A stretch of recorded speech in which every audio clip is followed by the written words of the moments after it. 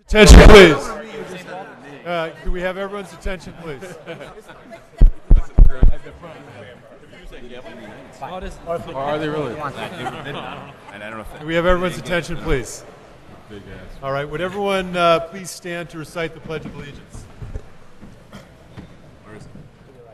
I pledge allegiance to the flag of the United States of America and to the republic for which it stands, one nation, under God, indivisible, with liberty and justice for all.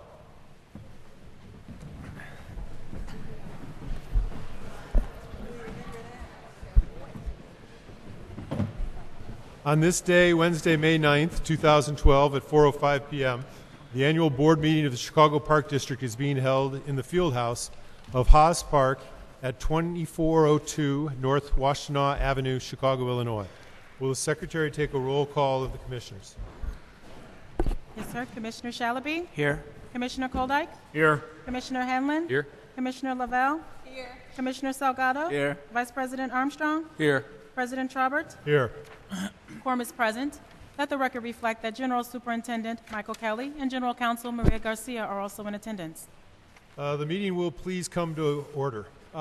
Welcome, everyone. It's great to see you. It's great to be out here in beautiful Haas Park Fieldhouse. And this is a gorgeous park and a beautiful playground. And we all admire the natural light here, the beautiful design. So it's terrific to be out here in the First Ward.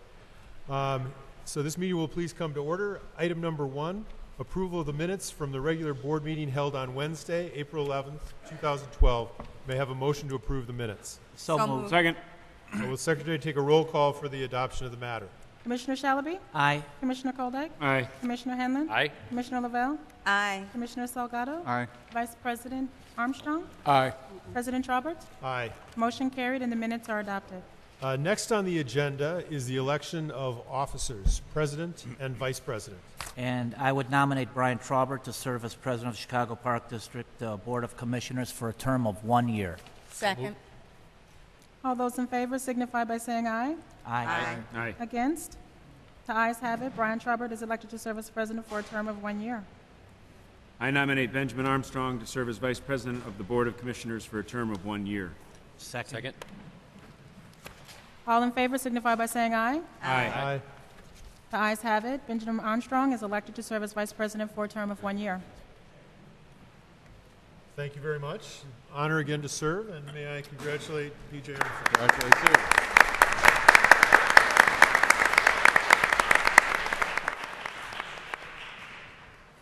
Next on the agenda is the filling of a vacancy of the Park Employees and Retirement Board Employees Annuity and Benefit Fund.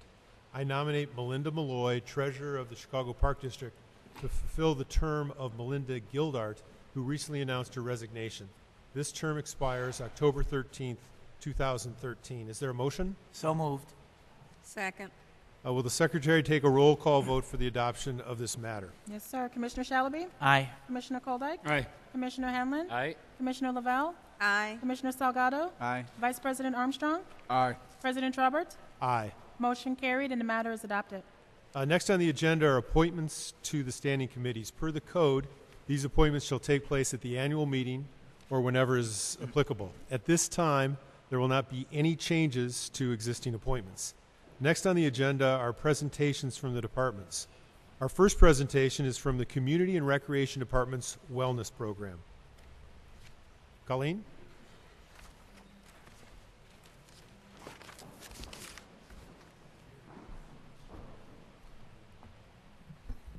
Colleen is not here yet, so I will speak. My name is Raquel Maldonado. Thank you so much for being here and giving us your attention. We wanted to welcome our Wellness Campus dancers for the Ballroom Dance Program. They are here to give you guys a taste of what they will be doing in May 31st at South Shore Cultural Center. We have a ballroom dancing competition. All of the children have been taught ballroom dancing for a couple years now, and some of the kids have been involved in the program for the entire time. So I will introduce Miss Margot, our instructor, main instructor with the program, so she can introduce the kids. Hi, my name is Margot Topp, and I'm the director of the Dancing with Class program, and I'm really happy to be here today. I'm proud to share with you some of the dances that we work on in the 6 parks that are part of the Chicago Park District Wellness Initiative. I'm the director of a program called Dancing with Class, which is the Youth Education and Outreach Division of May I Have This Dance. And we promote social dance as a way to build community pride and spirit, to do something joyful that brings people together. And in our program for young people, we emphasize the development of everyday social skills and self-confidence, shaking hands, making eye contact, using good manners, as well as learning to express themselves through dance and get lots of great exercise and have a lot of fun. So we offer a dance competition as a fun, motivating showcase of their talents, and they're preparing for that in just a few weeks. So with no further ado, I'd like to introduce to you, we have dancers representing 6 different parks from around the city, and they're a little nervous, so be kind and give them your support as they enter the stage. Come on, guys.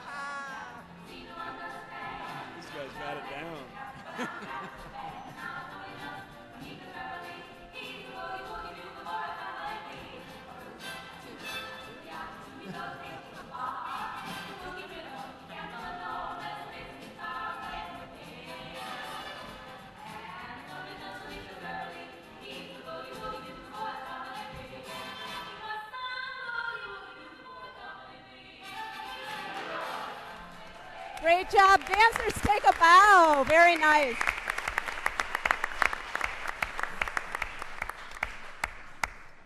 Thank you so much. And, I believe the dancers have a presentation now. There's some invitations on the tables. If you can all go find one and hand one to the amazing board members sitting at the table. We're inviting them and all of you to come out on May 31st, Thursday, May 31st, to the South Shore Cultural Center. These guys will be dancing their hearts out, showcasing some of what you just saw and a whole lot more. So we hope to see you. All right.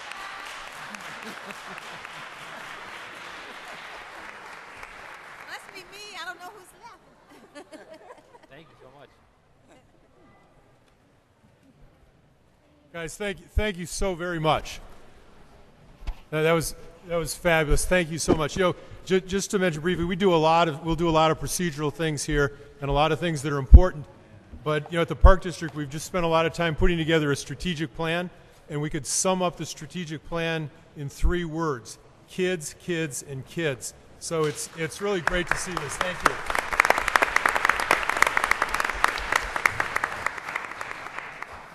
Next, we'll have a presentation from the Chief Program Officer, Vaughn Bryant, acknowledging Obie Allman for an exemplary job with the gymnastics program. Commissioners, while Vaughn is coming to the mic, I would like to recognize two of many special guests we expect today. Our friends nationally, Ms. Barbara Tulipain, who is the CEO of National Recreation and Parks Association, along with our friend Rich Dolish, who's the Vice President of Conservation and Parks. I'd like to just recognize them here today.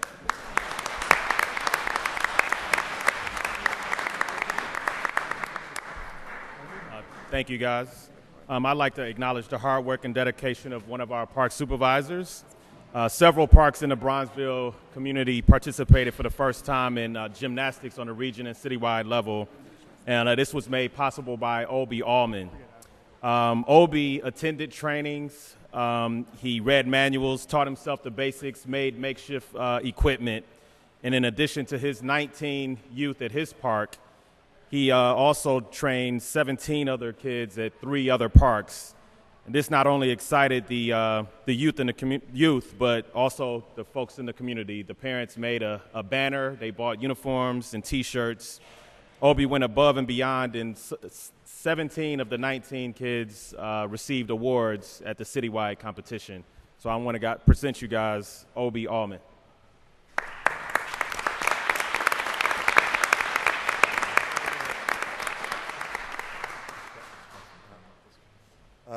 Thank you, guys. I would like to thank Vaughn, Brian, and my boss.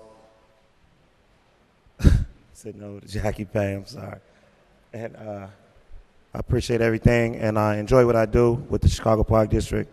I've been around 12 years and would like to retire with the Park District. Thanks.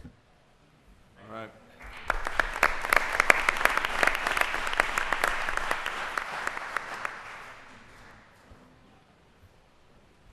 Next on the agenda is people in the parks. And I would just like to make a request today. We have a very full agenda, and we genuinely appreciate people coming to our meetings and telling us about what's going on in their parks, letting us know things they're happy with and not happy with. But because of how busy this agenda is today, we'd like, please, you to observe our rule of the 2-minute speaking time limit. So at this time, will the Secretary please call the names of those who have signed up to speak? Yes, sir. Our first 3 speakers are George Blakemore, Ava Lugo. I'm sorry, paper's sticking together. And Cindy Montgomery.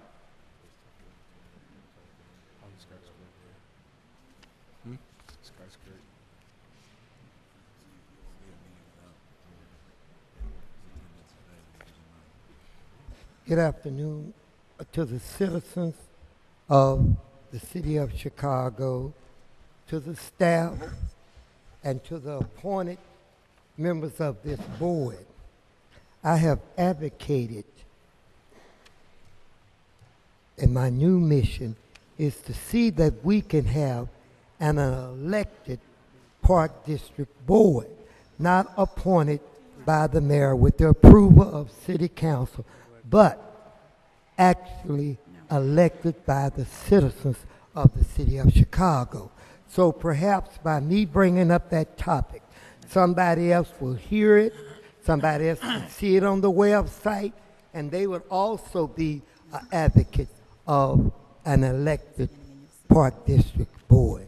However, today I would like to thank the Park District and Ms. Lavelle and other members of this board, because I have brought up an issue that's very important to the black community. When you define vendors, I'm wanting these vendors to be defined. When you use the word minority, that include Hispanic, Asian, and what is a minority? When we have a city that has a great population of Hispanics and black. So I'm wanting 30 seconds remaining. Yes, 3 minutes. Okay, I'm wanting specifically to indicate that these vendors are black vendors who received the contract, white vendors, Hispanic vendors. Do not make a general term minority. And very briefly, I'm going to say, this bag here, you can see through it. This one, you can't.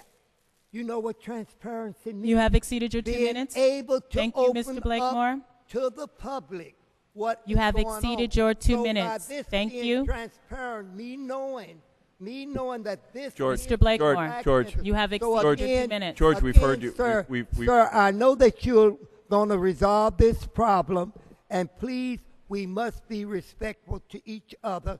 So the problem is that I'm wanting it to be transparent what race the vendors received this contract. And I know you're working on this issue. This young lady told me that she's going to do it. Thank you, Ms. Mr. Lavelle have Blakemore. advocated for it. So I believe that you will do the right thing. We must be transparent to our citizens. Thank you very much. And you have a peaceful and blessed day. And God bless America. And I'm glad to see all of the citizens of Chicago that's out today. And we need more and Thank you, more to Mr. Blakemore. participate in our government. Thank you. Thanks, and George. thank you again. Thank you.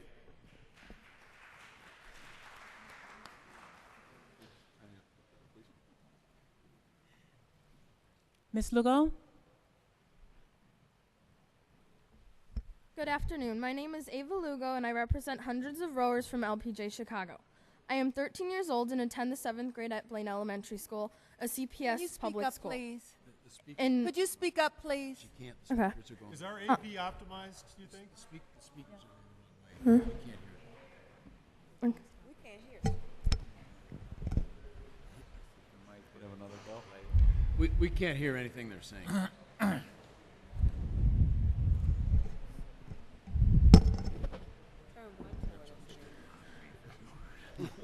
Okay. Good afternoon. My name is Ava Lugo, and I represent hundreds of rowers from LPJ Chicago. I am 13 years old and attend the 7th at Blaine Elementary School, a CPS public school. In fall of 2011, I joined the first middle school rowing program in the Midwest at LPJ. For years, I have tried to find the sport that matched my height and strength, from lacrosse to swimming to basketball. It wasn't until rowing that I found the sport I'm passionate about. In February, I joined the many school rowers from LPJ and participated in the Chicago Indoor Rowing Championships, where there were more than 700 junior and adult rowers across the Midwest competing on the indoor rowing machines. I participated in a 500-meter race, and not only did I win the competition, I also broke the middle school record held since 2007. I appreciate the Chicago Park District of a new boathouse on the Chicago River. To me, rowing is more than just a sport and a boathouse. It is more than 4 walls. My life has taken a 360 ever since rowing. I have learned the value of teamwork, I've become less shy, and I've been doing better in school. The boathouse will allow me to dream big dreams and set attainable goals for my future. I live in an apartment right here in Logan Square, and I am the daughter of a Chicago police officer. But thanks to the sport rowing and LPJ Chicago, I believe I can go to college on a rowing scholarship. I would someday want to row for Yale or Harvard, and it wouldn't be impossible without the sport being introduced to me. On behalf of the junior rowers 30 in seconds Chicago, remaining. I would want to thank the Chicago Park District and support the boathouse. When I go to college, I would proudly say I rowed at Clark Park. Thank you.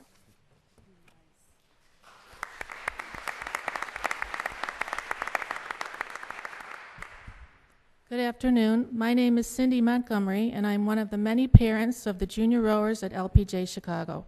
While LPJ Chicago is known for their nationally ranked high school team, their growing middle school program, and their adult rowing teams, they are, to me, an inclusive, alternative sport that offers compassionate coaching and focused attention on the individual needs of each rower. My story and introduction to this sport is very different.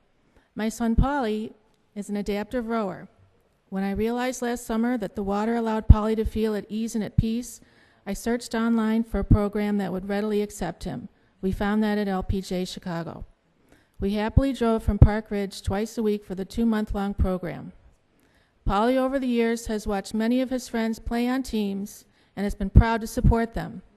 I was hoping he could know what it's like to be on the team. Most parents drop off their children to a sport. Parents like me have to stay to facilitate. On the first day, I heard the coach say, "In rowing, we first tell you what you will be doing, then we tell you when to do it." That transitioning is tailor-made for kids who are on the autism spectrum. I was thrilled. I approached the coaches many times during the next few practices to make sure everything was okay, and discovered that they thought I was a helicopter mom. That was a first. These guys just get it. Polly participated in the nation's first middle school regatta, the Back Channel Chase, this past October. His friends came to watch him and are so 30 proud. seconds remaining. Their parents have told me that they learned so much from Polly. I am grateful for the Chicago Park District's support of the new boathouses on the Chicago River. In particular, I believe the indoor rowing tank at Clark Park is critical for people with special needs.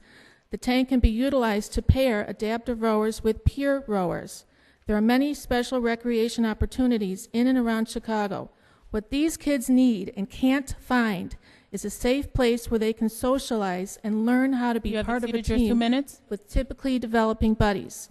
There are some lonely children out you, there Ms. who need this Montgomery. program now. Thank you. Thank you very much. Thank you.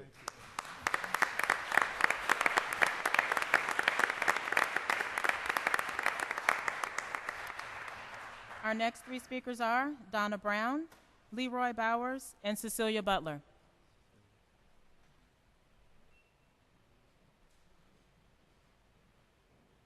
Okay, no. Anyone? Ms. Butler?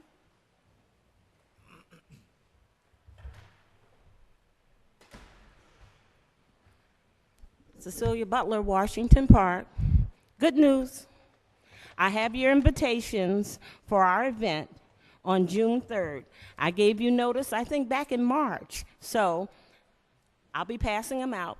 And I'm inviting everyone to come to the Washington Park Kite Days. Saturdays are kite days. We've had rain the last 2 Saturdays, but we'll keep it going until it gets too hot that we can't fly a kite. So come to 60th and Russell Drive, a half a block east of King. But it's great. We have some great kites. We're giving them away, and we'll be there every Saturday until we can't do it. So that's it for me. See you next month. Thank you. Thank you, Cecilia.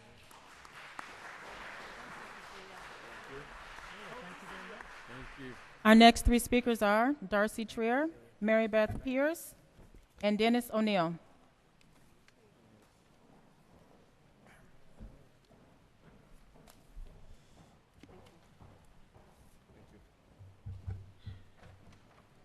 Oh, thank you. Thank you.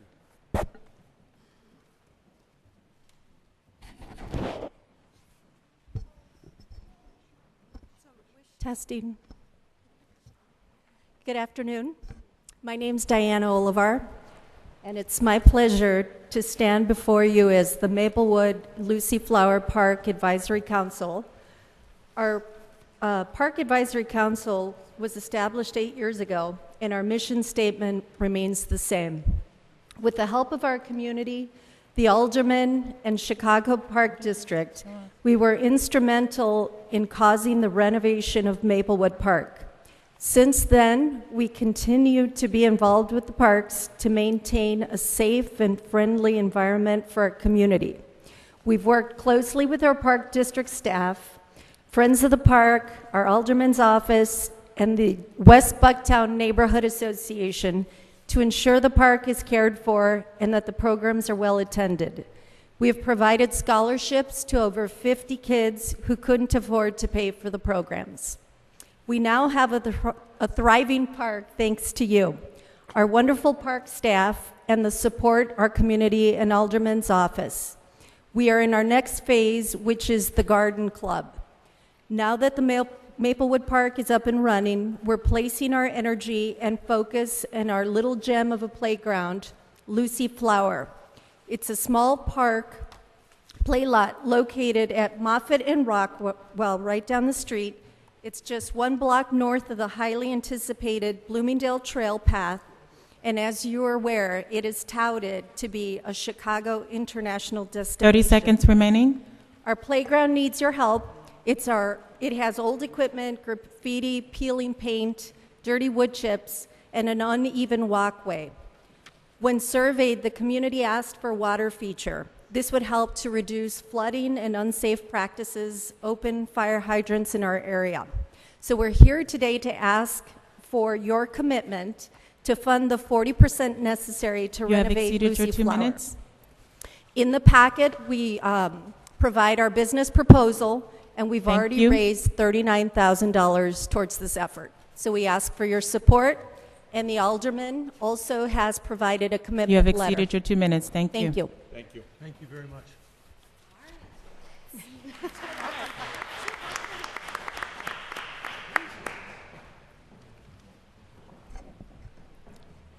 Good afternoon. My name is Mary Beth Pierce. I live here in Logan Square, and my teammates and I represent Recovery on Water. We're known as ROW, a non-for-profit rowing team of breast cancer survivors, and we speak in support of the Chicago Park District's plan to build 4 new boathouses. ROW is a team of more than 40 women in all stages of recovery from breast cancer. We range in age from 20 years old to some of us in our 60s. We come from the greater Chicago area. ROW offers all breast cancer survivors the opportunity to row without regard to experience or the ability to pay. St. Ignatius College Prep School has been gracious in allowing us to rent boats for practice and competitions for $1 a year.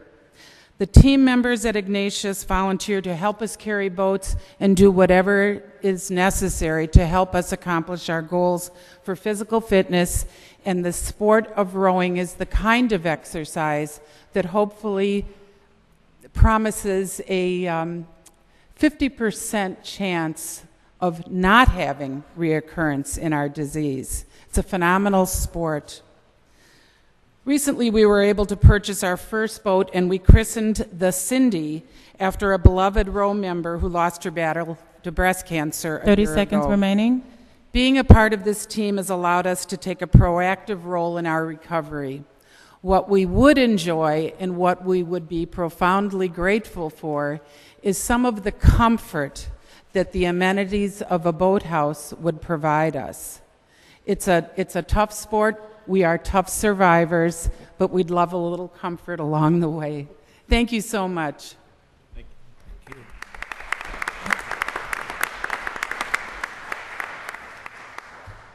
Good afternoon. My name is Dennis O'Neill with Connecting 4 Communities. It's a community organization over near, actually, Fosco Park, which is on your agenda. And I just wanted to thank the Chicago Park District. We have a relatively new field house supervisor there named Thomas Griffin, and he is phenomenal. So thank you very much for bringing in such a professional. That park is located roughly in the center of one of the largest Chicago Housing Authority plans for transformation in the city, and ours is only 1/6 complete.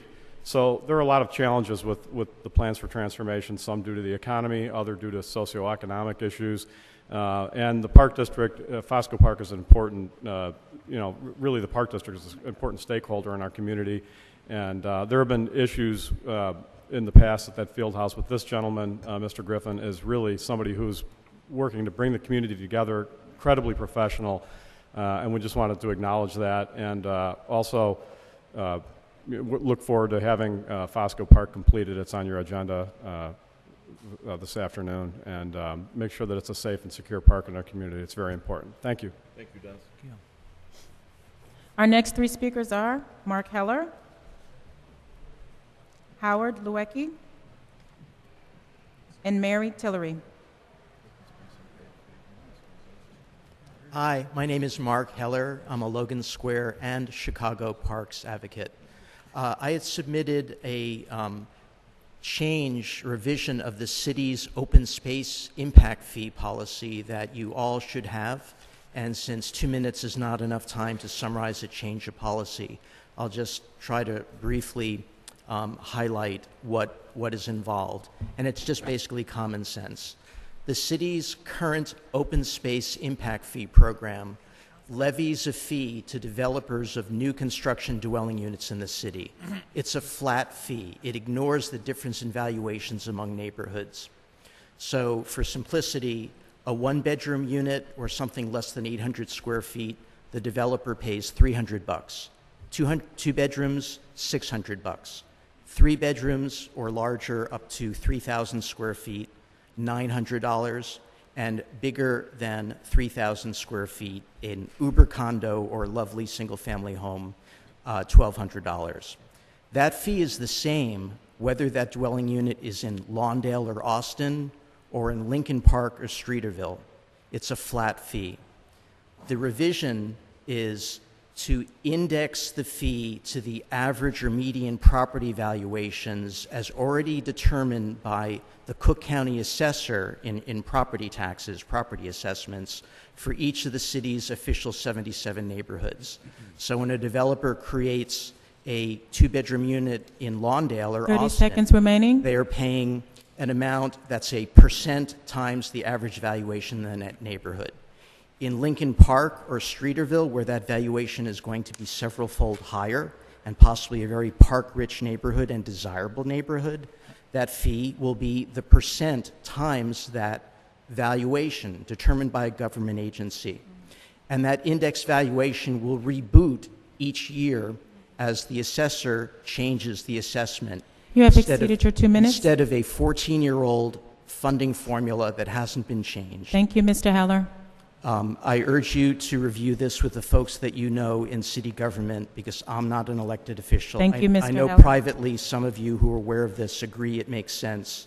It's more money for parks. That's the bottom line. It's more money for open space development. Thank you, Mr. Heller. Thank you. Thanks, Mark.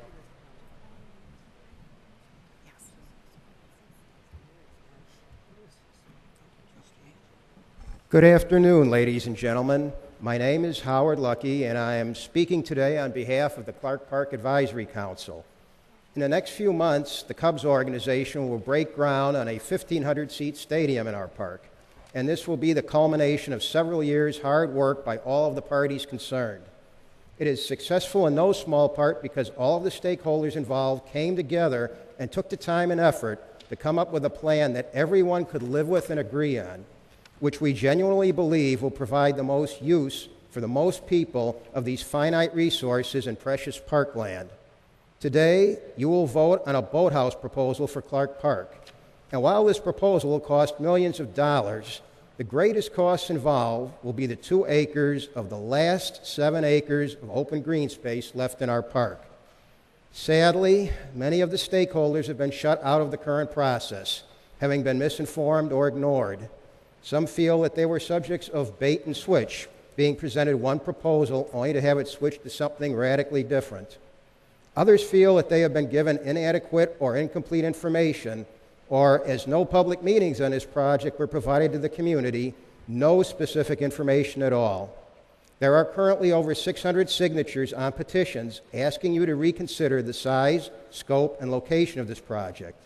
There is growing consensus among the stakeholders, some of the rowing groups, and the community that this project is too important to rush to judgment. We on the Advisory Council respectfully ask that you consider postponing the vote on this project today so that all of the current stakeholders may have the time and information necessary to come together and reach a successful consensus on our park. The same as we successfully did on the Cubs Stadium. As we all care very deeply for this park, let us make sure that we do the very best we can for all of the patrons and stakeholders involved. Thank you very much.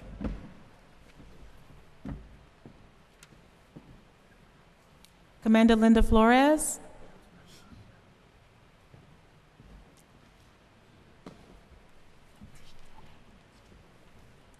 Good afternoon, everyone. I just want to say welcome to the 14th District. I've been the commander here for 2.5 years, and one of the first persons I met was Joe Henry. He pretty much opened the doors for me to meeting people at the other parks, introducing me to Shannon from Holstein. I just met Dan over at Wicker Park, so the Park District supervisors have been wonderful partners with us here. This facility is beautiful. Couldn't ask it on a better place, beat 1431. We hold our beat meetings here, and I know that I have Sergeant Anita Balicki with me here. She's our CAP sergeant, and we've had other events here already with our explorers and assisting them with the Easter egg hunt And we really look forward to a lot more events, working with Joe Henry and just being in this beautiful park over here. It's just tremendous, and it's just getting better. And we have such a great partnership that it's just a pleasure that it's so close to our station also. So I really want to say thank you to Joe Henry and Anthony Porfirio, because I have been able to meet with and speak with the Haas Park Advisory Council. And just a shout out to Uncle Phil over there. His nephew works with me. Thank you very much. Thank you.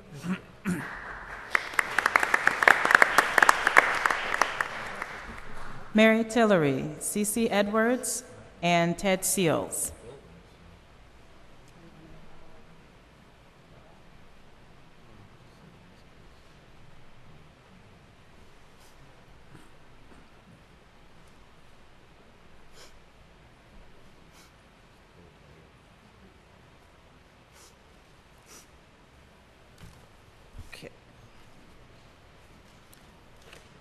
Good afternoon, distinguished board members. I'm Cece Edwards, and I am the president of the Grand Crossing Advisory Council at Grand Crossing Park.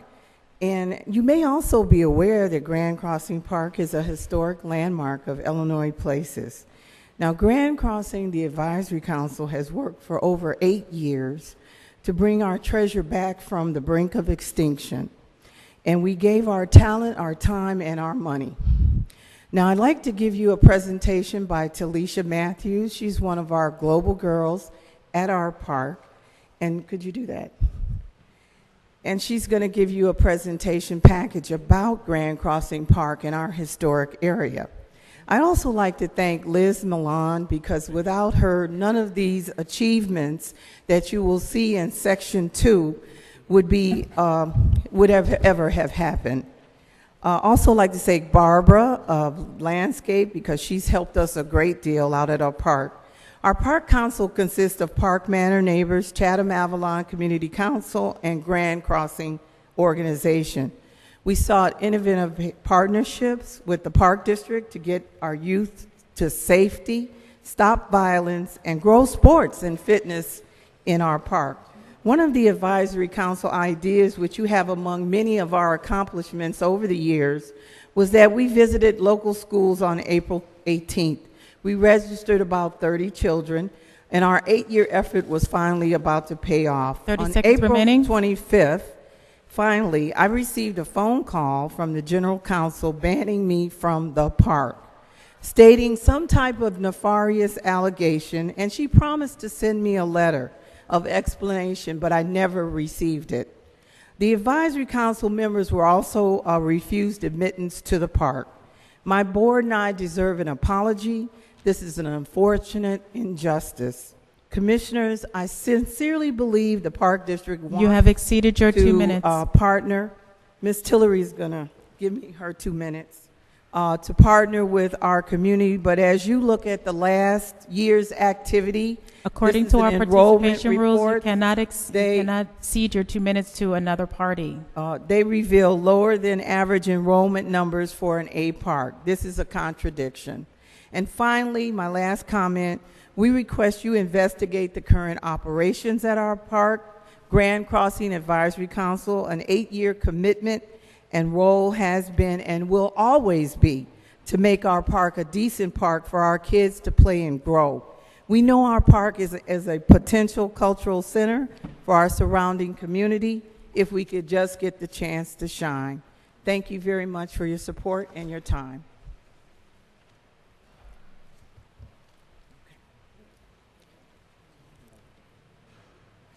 My name is Ted Seals. I'm a member of the Advisory Council for Grand Crossing Park. We have a crisis in Grand Crossing Park. Do not dismiss this crisis. Don't send it to the area 2 manager. Don't send it to some second committee. Mr. Kelly, you're the one paid to deal with this, and we expect you to deal with this, because if you don't, the day will come when a Occupy Grand Crossing movement comes to the Fieldhouse door. We are straight faced with a war that we warned you was coming because of the incompetence of the current park supervisor. Now, you people either deal with it or admit you don't deserve the taxpayers' dollar.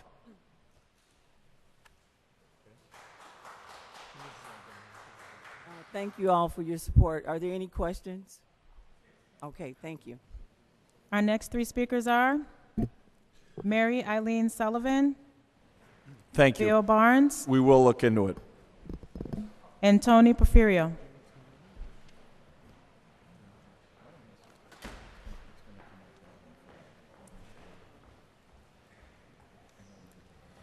Good afternoon, Superintendent Kelly, Commissioners. My name is Mary Eileen Sullivan. I'm the Director of Volunteers at Friends of the Parks. And Friends of the Parks would like to thank the Chicago Park District for their partnership on the 23rd Annual Parks and Preserves Cleanup, which was held on Saturday, April 21st. This annual event attracts volunteers from all over the city and encourages them to clean and green their local park or preserve.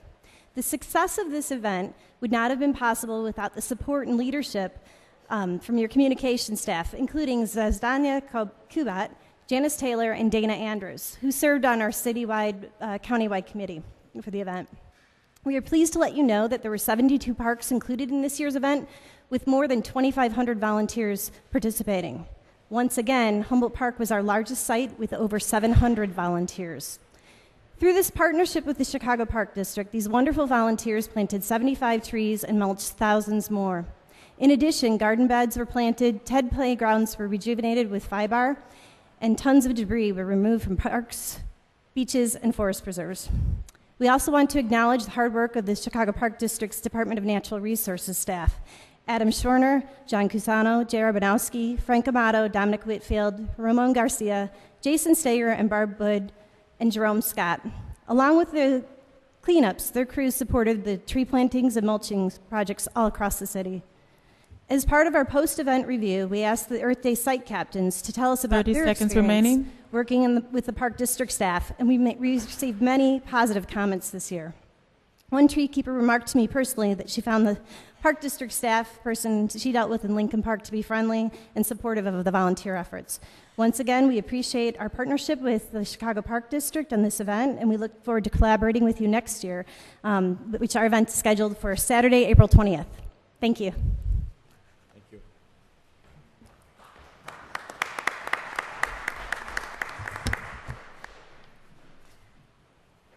Good afternoon.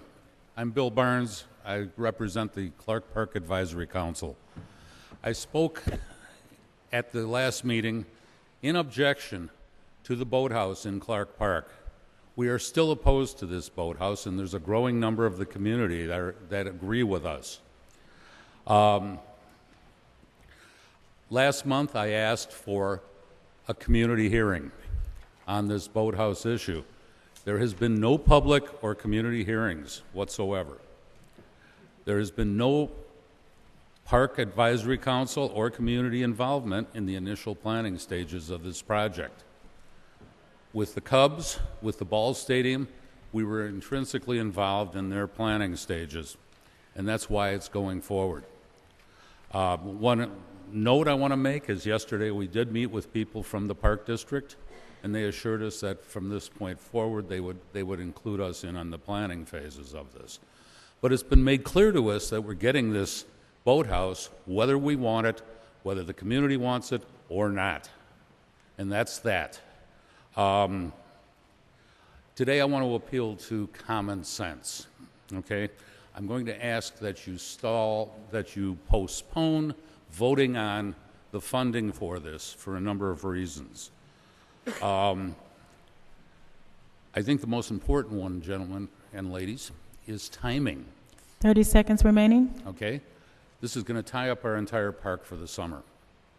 Why can't we start this project, if we must have it, after the rowing season, which they're not going to see this summer anyway? We could start this project in November. Don't tie the park up for the summer. Lastly, because I'm short on time here, not only does the community have a growing concern about this, but we have a number of rowers that are involved that agree that this is the wrong venue for Clark Park. You have exceeded your 2 minutes. They have submitted a report from Mark Carroll, which I will give to you, stating that there's better Thank you. venues. Okay? Thank you. That's it. Board, I'm going to ask that when we present the board letter, that Mr. Barnes and the Clark Park Advisory Council's concerns are addressed at that point, before the vote. Yes, sir.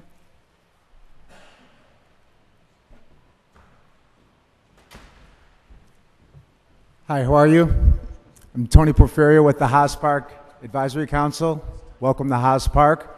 The reason I can welcome you here is because of the excellent job you guys have done in helping us get this field house. Not only this field house, but our neighborhood, Logan Square, is benefiting so much from park projects. The skate park, the expansion of this park, and this unbelievable new field house has made just a direct impact on our community, positive impact, and it's been wonderful to watch. I've lived here just about my whole life, and I just can't explain the changes that it has made, giving our kids a place to go. Even the projects that are underway, like the dog park and the Bloomingdale Trail, even though they're not completed, the hope that these projects give to our neighborhood, it's incredible. And we really thank you, mostly for your patience, because there's been a lot of times when it's taken some time to get the partnerships together and to get the funding together and all those things. You guys have been very patient, and we really appreciate it. The last thing is I'd like to thank the people who are involved. Our park, Haas Park here, has an amazing staff. Aaron, Colleen, and Edie are wonderful with our children, and our attendants, Moses and Maria, are exceptional. Our area manager, new Deborah Maddox, and our fearless leader, Pat Townsend. Where is he? There he is back there. Are you kidding me? This guy is wonderful. He's an eloquent speaker, and he's a good-looking guy, and we really like 30 having him in seconds our remaining. But last but not least, Joe Henry, the Duke. He is our park supervisor. And I don't know if you get a person with the grizzled veteran mixed with a guy who still has passion. It's a pretty dangerous combination, and we're lucky enough to have him here. Thank you very much. And here's your work right here. Thank you.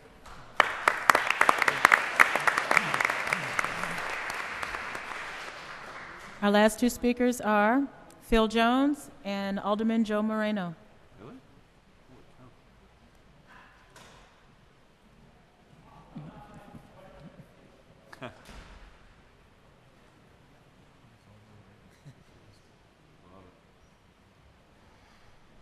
Hello, everybody. My name is Phil Jones, and I've been on the advisory council here not as long as the lady over there, Miss Louise Pansky in the yellow sweater. I want to welcome everybody here. This has been a great adventure for me. As you all know, well, some of you know, I started this out back in the 90s asking for a field house. And look, we finally got it. So I'm just up here to say thank you. I've met a lot of you the last few months. Some of you don't know, I finally beat cancer as of March 1st. I'm cancer-free.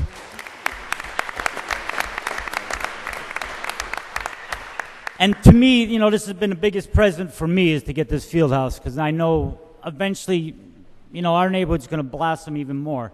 But back in the 90s, early 80s, 90s, you all know we were the busiest playground in the city. And we're going to still be the busiest park, and we're going to show you what we've got. I guess when I first started this, the thing was we're going to wow you, or we're going to wow with everything. So we're about to wow you guys here. So thank you, and I'm glad you guys are here. Hopefully you can come back again. Thanks.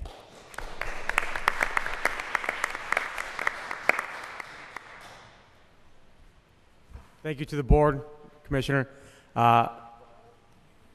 You know, as a board and sometimes as an alderman, you get a lot of complaints and you get a lot of rejection. This community, and maybe you got some of that tonight, but this community, what is so impressive and why I put $2 million and fulfill the promise of the former alderman, is because this community doesn't complain, they challenge you. They said, we have a field house that is not serving our children. We want to raise money for it, but we need you as a partner. And I think as you have looked across the city, that we want to partner with communities that are willing to engage and be active, but aren't just sticking their hand out, but are willing to also do the hard work. And that's what this community has here in the First Ward. and I'm so proud to be the alderman, and that's why I put $2 million, which is a lot of money for my menu money, into it. Some have criticized that because I'm putting it too much in one section, but it's because Tony that spoke before, or Phil Jones, who's being very humble, that's been in this neighborhood his whole life for 50 years and dedicated to this, they didn't just complain to the board. They brought solutions to the board. They said, this is what we're going to do. So Commissioner Kelly and the board members, remember that I think that you should not only be here at Haas Park tonight, but when you're in these challenging situations with other communities, use Haas Park and the community as a beacon to show what a community can do and why the Park District puts so much money and so many resources to it. I'm so proud of that, and that's why I doubled up and put the money in. You know, I also want to say in my few minutes here that Tim King, the gentleman that's standing over there that's always in the background, is a tremendous asset to the Park District.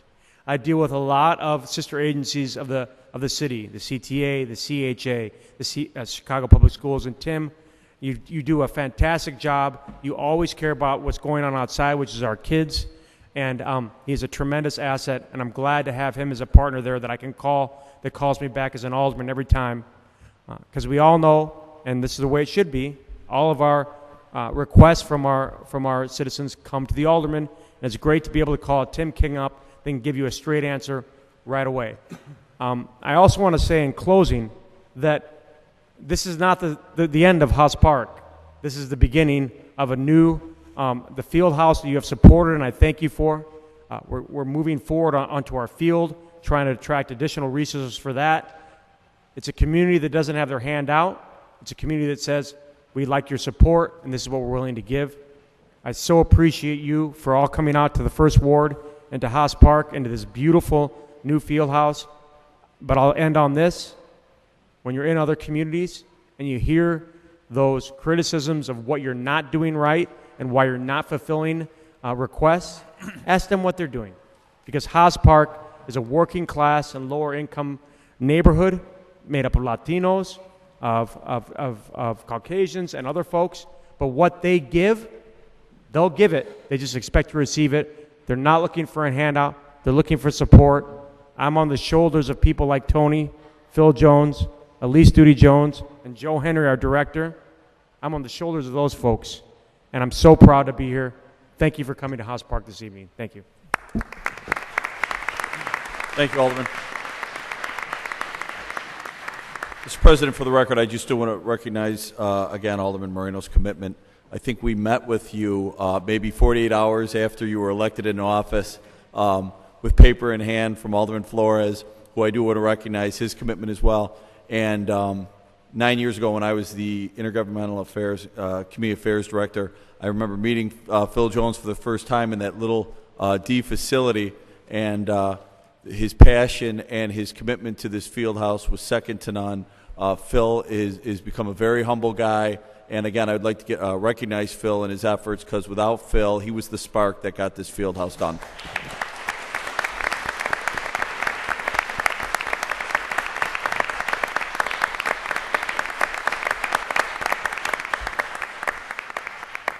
Mr. Superintendent, I just want to congratulate Phil on his good health and also echo your words. I just met him today, but his hospitality here today and showing us around and making us feel comfortable made us feel like we've known him for a long time. So thank you again.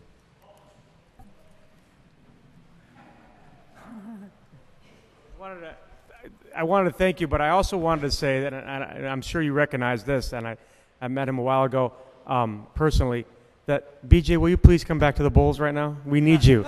We need you. We need you. But no, I wanted to thank I didn't thank Juan and all the other commissioners is the reason I'm up here. Thank you for being here. Come back to Haas. Come back to some of our events that we have out there. See our lovely children. That's what the park is for and why these parents care so much. Please come back to Haas Park. It's a national success that you've built here. Thank you.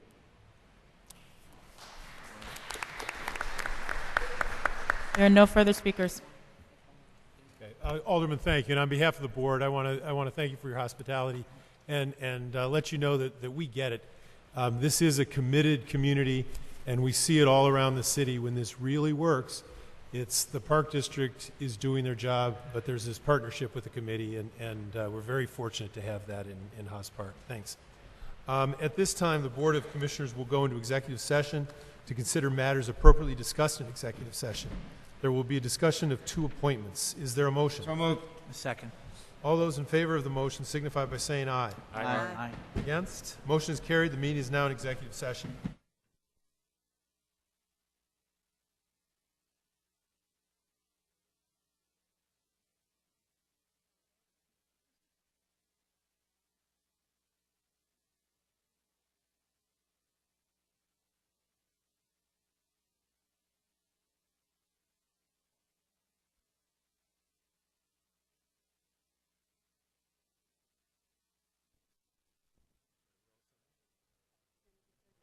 Is there a motion to return to open session? So moved.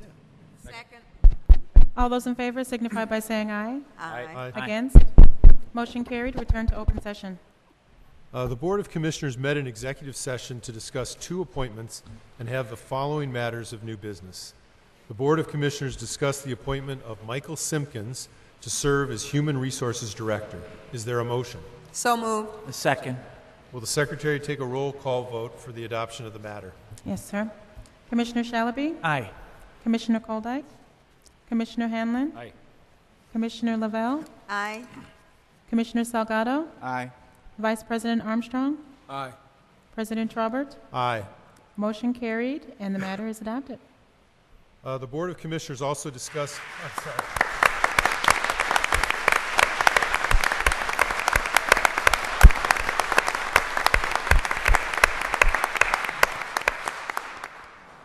My congratulations. Congratulations. A well deserved. We're very, very happy that you're on board. The Board of Commissioners also discussed a second appointment that will be voted on shortly. Under old business, nothing was presented for consideration. Under new business, item number 9, amendment to chapters 2 and 3 of the Code of the Chicago Park District. This concerns the creation of the Chicago Park District Office of Inspector General. As you will learn, it is our intention to do this in the most independent, open, transparent, and rigorous way possible, all in the interest of honest, open, and efficient government. I would like to point out that the creation of this office, in addition to hiring a Director of Internal Audit and the creation of an Audit Management Committee in 2011, combined with our ethics officer and whistleblower hotline, give the Park District a strong group of offices and mechanisms for identifying waste, inefficiency, and corruption within the district and those who do business with us. At this time, I would like to ask Allison Perona, an attorney under contract, who was brought in to help draft the charter due to her previous experience as Inspector General with the Chicago Transit Authority, to address the board regarding this item. Commissioners, through careful study, it is recommended that the Board of Commissioners grant authority to amend Chapters 2 and 3 of the Code of the Chicago Park District, specifically adding a section to Chapter 2 to delineate the duties and responsibilities of the Office of Inspector General for the Park District, and that the Board take all appropriate administrative action necessary for the implementation of this office. It is also recommended that the Board of Commissioners grant the authority to amend Chapter 3 of the Code to enable the ethics officer to use the Chicago Park District Office of Inspector General to conduct all future investigations. The Chicago Park District Act enables the Board of Commissioners to establish by ordinance all the rules necessary for the protection of the parks. And that also the code provides that the board shall prescribe the powers and duties of the officers of the Park District. The Board of Commissioners has communicated its desire to create the Office of Inspector General in order to establish a full-time program of investigations and reviews in order to provide increased accountability of the district's operations, to increase efficiency, to deter and identify fraud, waste, abuse, and misconduct. In order to formulate the charter that is before you today, national and local models were consulted and reviewed.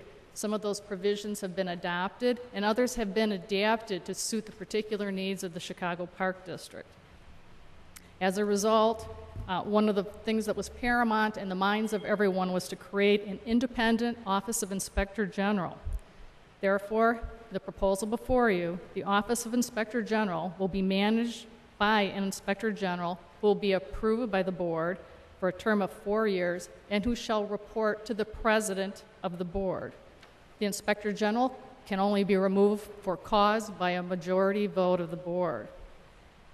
Broad scope in investigations was also another major concern. Therefore, the office will register, receive, and investigate complaints from any source and will initiate investigations pertaining to waste, fraud, abuse, and misconduct occurring within the district, and this pertains to employees, board members, contractors, subcontractors, consultants, vendors, and volunteers. Upon the completion of each investigation, the Inspector General will report the results to the President with concurrent notification to the General Superintendent, and most importantly, make recommendations for any disciplinary or administrative action. The Inspector General will also file quarterly and annual reports with the Board. These quarterly and annual reports will be publicly posted after they are filed with the Board. The ordinance imposes a duty on every employee, board member, agent, and contractor of the district to report any suspected fraud, waste, abuse, or misconduct, waste of funds or resources, abuse of authority, conflicts of interest, ethical violations, or other improper act by anyone else involving any district business or assets, and provides that failure to report could result in discipline. With this amendment, the code will also provide whistleblower protection for those who report, cooperate with, or assist the Inspector General. The establishment of the Chicago Park District Office of Inspector General communicates that the board and the district are very committed to the highest standards of ethics and integrity, and that they are committed to ensuring that the operations of the district are economic, efficient, and effective. Therefore, it is recommended, there are 3 recommendations before you, 2 of which are ordinance amendments today, that Section 3 of Chapter 2 be amended, and that is to create the Office of Inspector General. And the second amendment to Chapter 3 would be to strike the words General Counsel and insert the words Inspector General so that the Office of Inspector General can work in collaboration with the Ethics Officer to achieve the goals that I've outlined today. Thank you. Thank you very much, Allison. Now, at this point, what we're doing is we are creating the office. We've not filled the office. So with what was presented, is there discussion or questions on the part of the board at this point? And then I think we'll have another opportunity for further questions once there's an actual consideration of an appointee. I have no questions. So if there are no questions from the commissioners, then I would ask for a motion. So moved. Second. Will the secretary take a roll call vote for the adoption of the matter? Yes, sir. Commissioner Shalaby? Aye. Commissioner Koldak? Commissioner Hanlon? Aye. Commissioner Lavelle? Aye. Commissioner Salgado? Aye. Vice President Armstrong? Aye. President Trobert? Aye. Motion carried and the matter is adopted. All right, so I would now like to bring up the second appointment that was discussed in executive session. The board discussed the appointment of Allison Perona to be the Inspector General of the Chicago Park District. As noted earlier, Ms. Perona was given a contract to help the district create the Office of Inspector General. We felt Ms. Perona was a good choice for this task due to her years as Inspector General at our sister agency, the CTA. Now that the board has approved code amendments creating the office, and because I believe Ms. Perona's years of experience as a prosecutor in the Cook County State's Attorney's Office and her 4 years as Inspector General at the CTA make her a strong candidate to help the district implement this newly created office, I ask for approval of Allison Perona as Inspector General of the Chicago Park District and approval of all administrative details related to this appointment. Now, we entertain comments and questions? I have none. None. None. So moved. Second. Will the Secretary take a roll call vote for the adoption of this matter? Commissioner Shalaby? Aye. Commissioner Hanlon? Aye. Commissioner Lavelle? Aye. Commissioner Salgado? Aye. Vice President Armstrong? Aye. President Trubert? Aye. Motion carried and the matter is adopted. Great.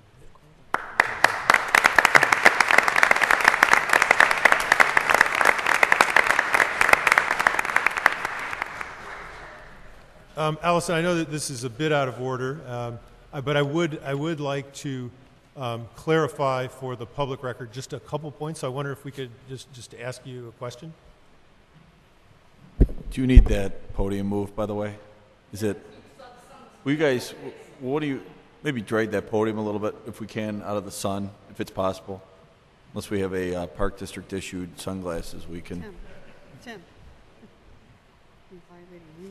All right, how about? Does that work? Much better, thank you.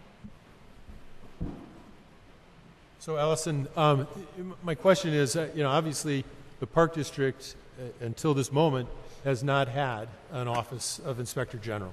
So, we have labored to get this right and to make it rigorous and effective and efficient, but there are cultural issues as well to an agency that now has an office that it hasn't had before.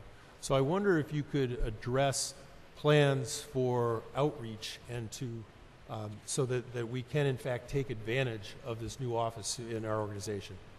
I've already been working with Park District staff for the last 3 weeks, and they've been very helpful in helping me establish a program of outreach activities, which is actually kicking off tomorrow. Tomorrow the website will kick off. It has information about what we do, how to contact us. We have already taken into the new department the whistleblower hotline, so it will actually report right to us, and we will do immediate reaction to whatever is complained on the hotline. We will also be going out to each of the field houses, to the parks, speaking with all of the employees, getting to meet and greet people, and let everybody know what our mission is. And our mission is to improve the Park District, that we're really here to work with you to improve the processes. If there's any issues, we're going to deal with the issues. At CTA, we were very successful. Over 65% of our referrals for proactive activities came from our managers and our employees, and we were very, it was actually our partnership with the employees that enabled us to achieve what we were able to achieve over at your sister agency. Great, thank you. Are there any other questions for the commissioners to the Inspector General? No. Great, Allison, Okay. thank you. Thank you, everyone. Thank you. Congratulations.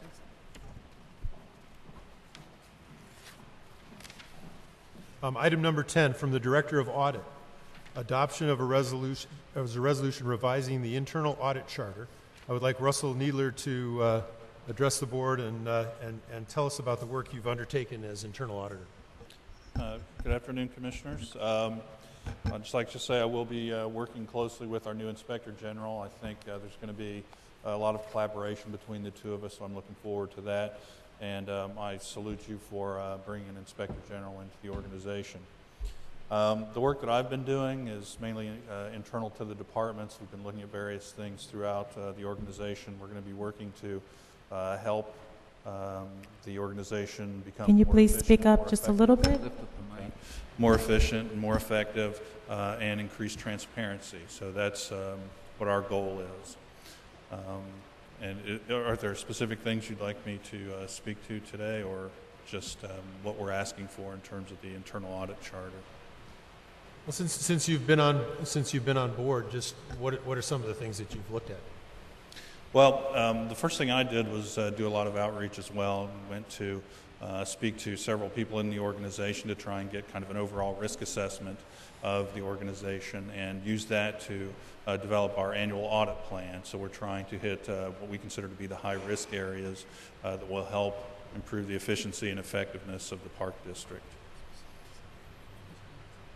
And so after doing that outreach and getting a good idea of how things work within the Park District, I've determined what I consider to be areas where we can work in partnership with the departments and help them to be more efficient and effective.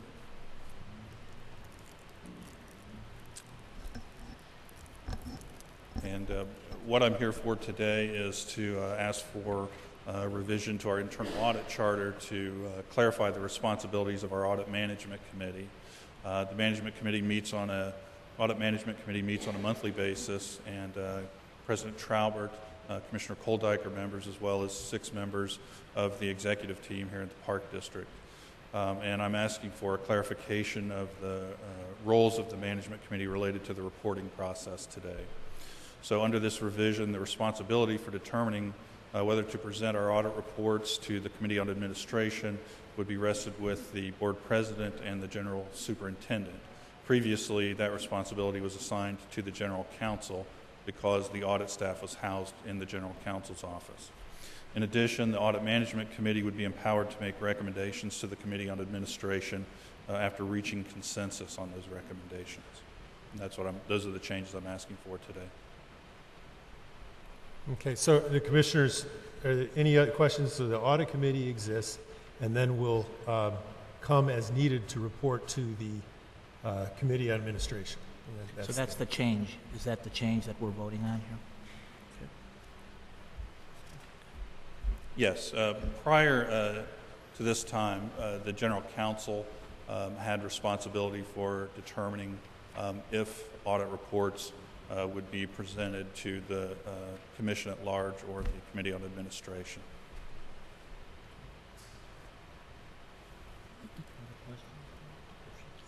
Nothing. Any other questions? Yeah, you know, the point is now there is a direct path to the board. And so if there, other questions or discussion, otherwise we can entertain a motion. I would move to accept. Second. If no objection, we'll apply the last favorable roll call vote from the prior matter to this matter. Motion carried. The matter is adopted. Let the record reflect that Commissioner Koldyke has returned to the meeting. Item number 11 from the Assistant Director of Recreation, Culture, Arts, and Nature, authorization to enter into a contract for the Summer Camp Food Services Program. Good evening. It is recommended that the General Superintendent and CEO or his designee enter into a contract with Cirrus Food Group Incorporated with the purpose of preparing and delivering food for participants in the Chicago Park District's Summer Day Camp program. The contractor was selected pursuant to a publicly advertised invitation for bids. We followed the guidelines for the State Board of Education. The Chicago Park District provides the food for its summer day camp programs through the Summer Food Entitlement Program organized by the Illinois State Board of Education. Many of you may be familiar with this.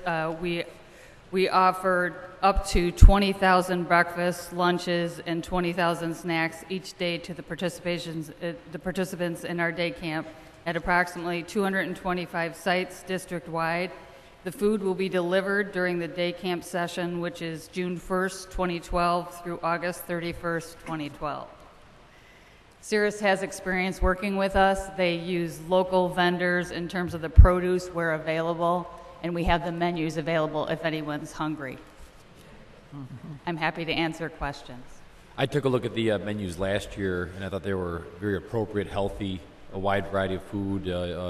And I look at the menus again. I saw them just this morning, and I think they look as well as they did last year. So I think, speaking on behalf of the board, I think the menus are healthy for the kids, and it's a good choice.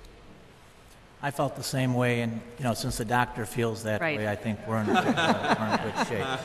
So. Okay, further discussion or a motion? A motion, move to approve. Second.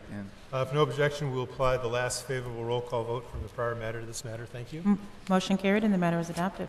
Item number 12 from the Director of Communications, authority to enter into contracts for graphic design services. Good afternoon. I'm Jessica Maxey Faulkner, Director of Communications.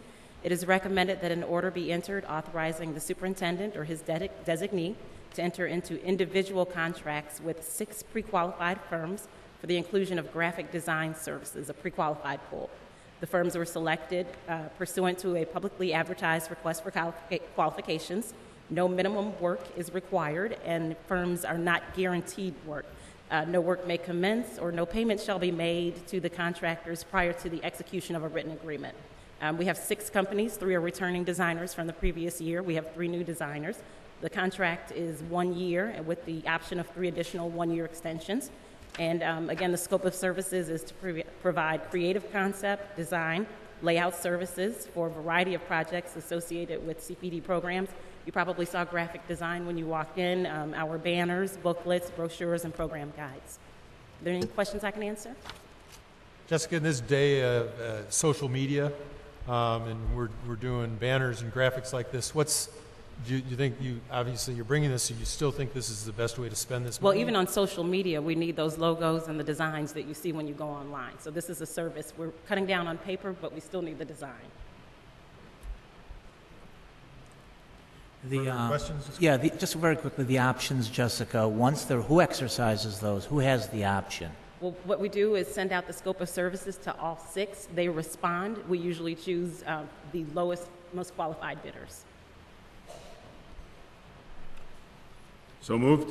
Second. If no objection, we'll apply the last favorable roll call vote from the prior matter to this matter. Motion carried and the matter is adopted. Thank you. Before we hear from item number 13, we'll have a brief beach update from Kathy Breitenbach, Director of Lakefront Operations. Thank you, President Traubert. Good evening, Superintendent Kelly, Commissioners. I'm excited to talk to you about what's coming up at beach season this year. The beach is open for swimming 2 weeks from Friday. Can you advance the slide, please? We have one slide that you're not going to see in your book, and I wanted to throw this in there. Most of this presentation is about what we're doing with new technology, what's coming next, but I just have to give some kudos to Natural Resources and the incredible work that they do after a busy weekend in some of our parks on the lakefront. We have beaches that look like this. They do their work under cover of darkness at night, and when you get there the next morning, it's spotless. So I just want to thank them for their help and commend their work. Next slide, please.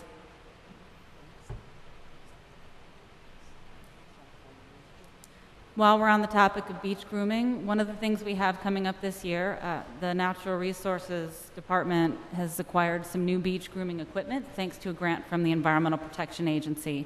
We're expanding of our fleet of beach grooming machines with 2 new large machines like what you see here. They groom every beach, every day, starting at about 3 in the morning. Next slide, please. We've also got some equipment to retrofit our existing machines. What you see in that slide is algae at the shoreline, which is one of the things that causes the problem with beach bacteria. That's actually a good medium for the bacteria to grow. We're able to retrofit the machines so that they can get that algae up better at the shoreline, and that'll be a good thing for the beaches. Next slide, please. And this is our newest little baby beach cleaning machine. We've never had a pushing walk-behind machine before. What this is going to enable us to do is get to more areas that we weren't able to get to before, like some of the very small street-end beaches, around volleyball poles, that sort of thing. We only have one of these, but this will expand our area of service. Next slide, please. Along this line of dealing with algae and things that wash up on the beach, we got another grant from the EPA to test whether a barrier, a floating boom type of barrier, excluding this material can improve beach water quality. It's been done successfully at some other beaches on the coast, but never in the Great Lakes. We based this on research showing high levels of bacteria in this material that washes up on the beach. Next slide, please. This is an example of the type of barrier. It will be a small barrier, only about 300 feet long, at a beach where we will test this theory to see whether this can improve water quality. Next slide, please. I want to talk a little bit about predictive modeling. This is one of the most exciting things we have coming this year, and we told you it was coming when we briefed you last fall. This, just as a refresher, is why we're doing it. When you see the diamonds on this slide, those are bacteria levels measured by our tests, but not when we get the results. It takes about 18 hours when we take them. Because of that lag time, by the time we get the results and post them, it's the next day. So often we'll find that the flag color at the beach doesn't match the actual water quality. We've joked that we might do a better job going and standing outside and looking at the weather, and in a really sophisticated way, that is exactly what we're going to do this year. Next slide, please. We got a grant from the EPA, again, to do this project. These are some pictures of equipment that we put in last year. Weather monitoring equipment that measures things like rainfall, wave height, how cloudy or turbid the water is, how much sunlight we're getting. Next slide, please. We put them in at 5 beaches and gathered data over the entire 2011 season. Next slide, please. The data was up online for anyone to use. We found a lot of people really appreciated this. It's still up and available to all. Next slide, please. And what we did over the winter was work with the U.S. Geological Survey to do some really complex math. They used statistics to take all this data and build regression models that can predict the bacteria levels in real time. Next slide, please. The chart on the right shows you where they had the equipment placed last year. The list on the left, every beach in green has a working predictive model developed for this year. So we have 16 of our 24 beaches that we list where we will have working predictive models and be able to tell you the water quality in real time. We will continue to test every day at every beach, but we'll be able to make decisions for swim advisories in real time at all of the beaches in green. Next slide, please. So this is going to improve our advisory and ban procedures this year. At the beaches where we have working models developed, we will be able to make those flag color choices based on real-time information. We'll continue daily testing, as I mentioned, and make those decisions at the other beaches based on testing, as we always have, following the federal criteria. We will issue swim bans based on safety hazards, including lightning, rip currents, or a sewer overflow when they open the locks, and we'll issue swim advisories based on predictive modeling or our daily testing. We're also going to provide more information to the public this year than we ever have before. Next slide, please. We're installing signs at all the beaches where we will actually provide them with the number from our bacteria testing or from our predictive model. This is not something that we've ever pushed this information out in detail before, along with an explanation of what the number means. So you'll know if it's just slightly above the federal criteria or if it's a lot above if you want to. Next slide, please. The Border Collies will be back. We also receive funding to continue our gull management. And as you know, we have found that the seagulls on the beach are one of the top sources of bacteria. Next slide, please. The beach ambassadors will be back. They were a great outreach tool last year, and we'd love any ideas you have about how you think they might be most effective on the beaches. Next slide, please. The public outreach campaign that we did last year we thought was effective. That will be back again this year with the big bellies and the CTA card placards. Next slide, please. And I think that's it for the beach update. Any questions? We will now hear item number 13 from the Director of Green Initiatives, authorization to enter into a contract for a protective beach barrier system. On behalf of the Director of Green Initiatives, it is recommended that the General Superintendent and CEO or his designee enter into a contract with Mackworth Group, LLC, for the purpose of providing a protective beach barrier system.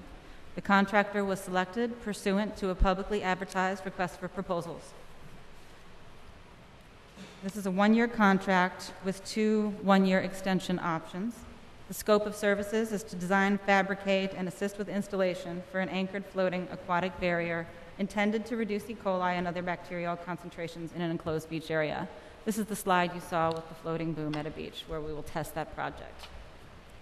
I do want to point out the minority and women-owned participation for this contract has been waived. There are only 2 firms in the country who do this work, located in Maine or Florida, and they are small, highly technical firms.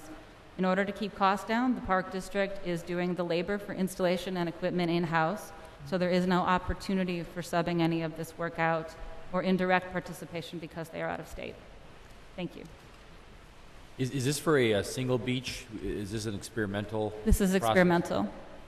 So can we extrapolate that if this would be to be done on every beach, it would cost this cost times 20 beaches? Is that the? Yes, that's logical. Okay, thank you. So how much is this costing and where's the money coming from? This is costing $161,700, and the money is all coming from the Environmental Protection Agency. So moved. Second. If no objection, we will apply the last favorable roll call vote from the prior matter to this matter. Motion carried and the matter is adopted. Thank you, Kathy. Item number 14 from the Director of Natural Resources, authorization to enter into a contract for North Lakeshore Drive landscape maintenance service. Good afternoon. It is recommended that the General Superintendent and CEO or his designee enter into a contract with Moore Landscapes Incorporated for for the purpose of maintaining North Lakeshore Drive medians and associated landscapes. It's a 2-year contract at a value of $1.2 million, and there are 3 one-year extension options available. North Lakeshore Drive is a world-class parkway. It is more than 7 miles long and extends the length of Lincoln Park. 5 miles of the median between north and southbound lanes, as well as the median at the inner Lakeshore Drive to the west, are extensively landscaped. The Chicago Park District requires the services of a firm to perform the work necessary to maintain these highly visible landscapes and associated landscape elements. Moore Landscapes Incorporated has excellent experience performing the required landscape maintenance services and has proven ability to provide these services as specified and to meet or exceed the standards of the CPD. Therefore, it is in the best interest of the CPD to recommend Moore Landscapes Incorporated for award for the North Lakeshore Drive Landscape Maintenance Contract. So, in particular, North Lakeshore Drive, we lose a lot of plants every year from the salt that all of the cars throw onto these medians. And so every year we're doing a lot of replacements. That's a lot of what the dollar amount is here. In addition, there's ongoing trash removal, irrigation repairs, and associated work for the landscape. And these are very pivotal locations, given that hundreds of thousands of people pass them every day. So the median strips from north to south on Lakeshore Drive are Park District? They're all managed by the Park District. But that's IDOT, isn't it? No, when these were constructed, at the cost, the cost for constructing them was borne by the city or by IDOT, I'm not sure, and the Park District agreed at the time to take on the maintenance responsibility. So, just so I'm clear, is this an IGA with who? Or is it not an IGA? Chicago. City of Chicago. It is a state highway, but it's the city of Chicago manages Lakeshore Drive. We manage the medians. But this is new, right? We haven't done this before. We've been doing this work for more than 10 years. We've been doing all the median work? Yep. In the middle? Yep. Great. I've only been on the commission 7 years. I should have known. Other questions or discussion regarding this matter? Motion?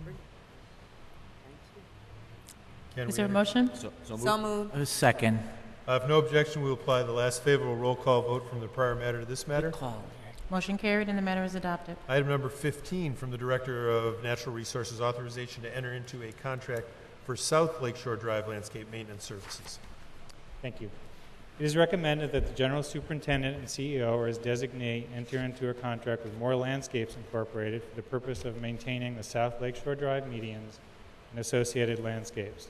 The initial 2-year contract has a value of $1.5 million, and there are 3 one-year extension options available. South Lakeshore Drive is an 8-mile-long, world-class parkway which travels the length of Grant, Burnham, and Jackson Parks, affording unparalleled views and vistas of Lake Michigan, Soldier Field, and the museum campus, and of course the Chicago skyline to millions of travelers each year. More than 6 miles of the median between northbound and southbound lanes and other areas associated with the drive are extensively landscaped. The Chicago Park District requires the services of a firm to perform the work necessary to maintain these highly visible landscapes and associated landscape elements. Moore Landscapes Incorporated has excellent experience performing the required landscape maintenance services and has the proven ability to provide these services as specified and to meet and exceed the standards of the Chicago Park District. Any questions? Well, since I didn't even know we were doing this, maybe I should second this one. Get on the record. So moved. Second. If no objection, we will apply the last favorable roll call vote from the prior matter to this matter. Motion carried and the matter is adopted. Thank you. Item number 16 from the First Deputy General Counsel, request to initiate the 45-day notice period to name Margate Playground in honor of Bill Hirsch. Good evening, Commissioners, President Traubert, Superintendent Kelly, Elizabeth Perez, Deputy Director of Legislative and Community Affairs. It is recommended that an order be entered authorizing the General Superintendent or his designee to initiate a 45-day notice period to solicit public input to name a feature in Lincoln Park in honor of engineer and community activist Bill Hirsch. Next slide. The proposed feature is the Margate Park Playground in Lincoln Park. It is located just east of the field house, 4921 North Marine Drive in the 48th Ward. Next slide. The naming procedures allow for the naming of features in parks, including playgrounds and buildings. The Margate Park Advisory Council has requested that the Board of Commissioners name the Margate Park Playground in honor of Bill Hirsch. This proposal is supported by the Carmen Winona Block Club, the Gunnison Block Club, the Castlewood Terrace Association, and Alderman Osterman, as well as his predecessor, Alderman Smith. Next slide, please. Born in Chicago, Mr. Hirsch earned a bachelor's degree in engineering from IIT and an MBA from the University of Chicago. Mr. Hirsch was a community activist who gave his time and money to those in need. He was an active member of the Margate Park Advisory Council for over 25 years, serving as treasurer for most of those years. He supported and assisted in park programming and conducted fundraising efforts to support the participation of underprivileged children in these activities. While employed by IBM, Mr. Hirsch convinced the company to fund a local junior achievement program which helped many neighborhood children achieve monetary assistance for higher education. Finally, Mr. Hirsch was also devoted to other important civic and cultural institutions. Thank you. Any questions? So we're naming the playground, not the park itself. Is that correct? Just in terms of the waiting period after someone passes, is there a certain time before one can be named after that person? The person has to have been deceased for at least 1 year, and in this case, Mr. Hirsch passed away in January of last year. Okay, and yes, you're correct. It is just the playground and not the park. Thank you. So moved. Second. If no objection, we'll apply the last favorable roll call vote from the prior matter to this matter. Motion carried and the matter is adopted. Item number 17 from the First Deputy General Counsel, request to officially name park number 532 as Williams Davis Park. It is recommended that an order be entered authorizing the General Superintendent or his designee to officially name Park 532 as Williams Davis Park. Park 532 is located at 4101 South Lake Park Avenue. Next slide, please. Park 532 includes a playground, passive landscape areas, and a bronze sculpture entitled Restoration that symbolically represents the transformation of the Oakland neighborhood. Next slide, please. Pursuant to Chapter 7, Section E1 of the Code, this request to name Park 532 was forwarded to the Secretary of the Chicago Park District, who filed a copy of this request with the Committee on Programs and Recreation. Notices were posted in parks and sent to advisory councils located within a 1-mile radius. Elected officials were also notified. The 45-day notice period was initiated on February 3, 2012. Numerous community members and organizations have provided strong support for the proposed naming, including Fourth Ward Alderman Burns. He is currently working with the community to plan a naming dedication in the coming months. Southside community members have requested that the Park District name Park 32 in honor of Hattie K. Williams, a social worker and community activist who made important contributions to the civil rights movement and committed herself to bettering the lives of Chicago's underprivileged and minority citizens. A significant number of other community members have asked that the park be named in honor of neighborhood activist Izora Davis. Since both women live near the park and devoted their lives to improving the community, it is proposed that the park be named in honor of both women. Thank you. So moved. Second. If no objection, we will apply the last favorable roll call vote from the prior matter to this matter. Motion carried and the matter is adopted. Item number 18 from the First Deputy General Counsel, authority to enter into an intergovernmental agreement with the United States Army Corps of Engineers for improvement at Northley Island. Thank you, Board of Commissioners. Tim King, First Deputy General Counsel. We have two legal matters in quick succession. Tim, how you doing in the sun there? You okay with that? Yeah. I'm used to winging it. You're going to be sitting beside us by the time I didn't need my notes.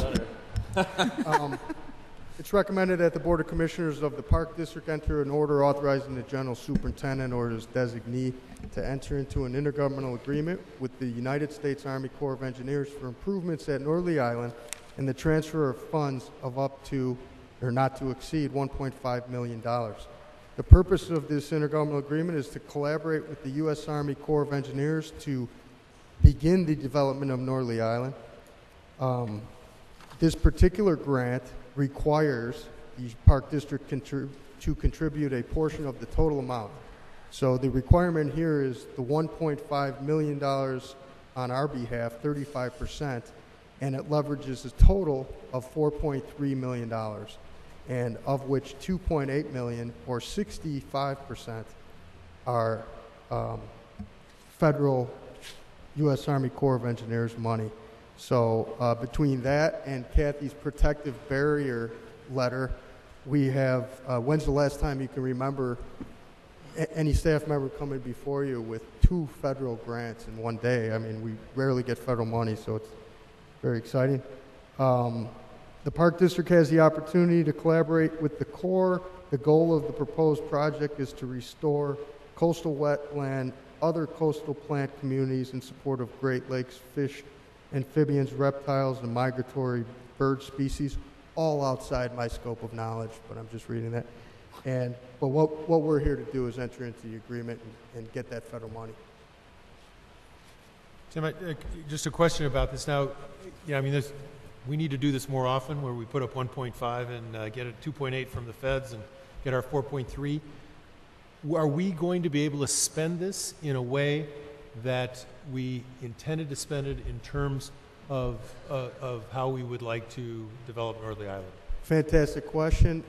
With federal money comes federal restrictions, so we're in the agreement process going back and forth. However, there's limited federal restrictions here, and it's well in keeping with our larger plan, superintendent's larger plan to develop Northley Island.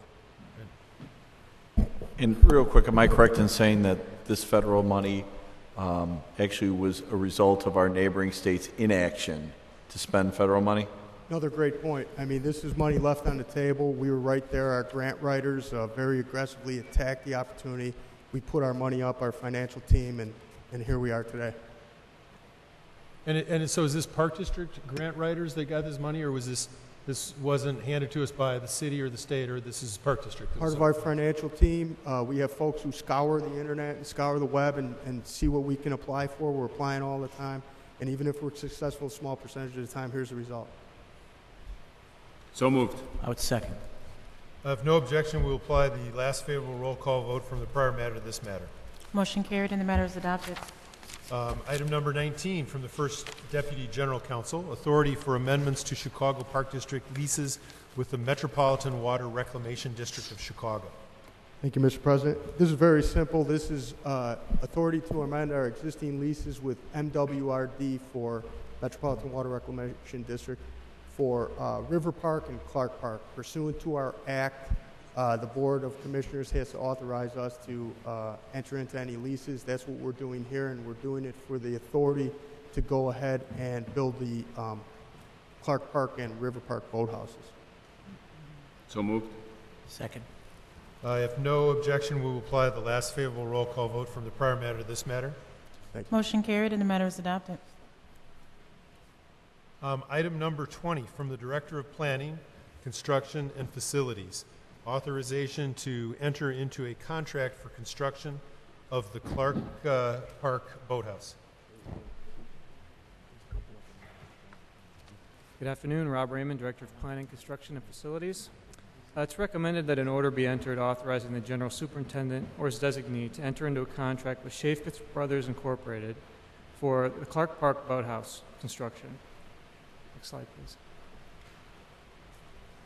The project is at 3402 North Rockwell. It's nearly a 20-acre site in the North Region, 47th Ward. Next slide, please. The building footprint is about 20,000 square feet, less than half an acre. It's situated in the center of the site, right next to the river, in the current location of a kayak vendor. You can see there's also across the street, it's noted the location for the upcoming baseball stadium. But again, this is a slightly under half an acre footprint for the building and a 20-acre site. It's about 2% of the overall site. Next slide, please. The contractor's amount is not to exceed $9,450,000. The minority and women-owned participation for the contract include 25% minority-owned and 5% women-owned. The scope of work includes construction of a combination rowing and kayak facility, approximately 20,000 square feet. The building consists of a 2-story mechanically heated and cooled building, a 1-story tempered boat storage building, and floating boat launch and dock in the Chicago River. The 2-story building will have a rowing tank space, ergometer workout space that accommodates approximately 36 erg machines, a community room, main office, restroom with shower facilities.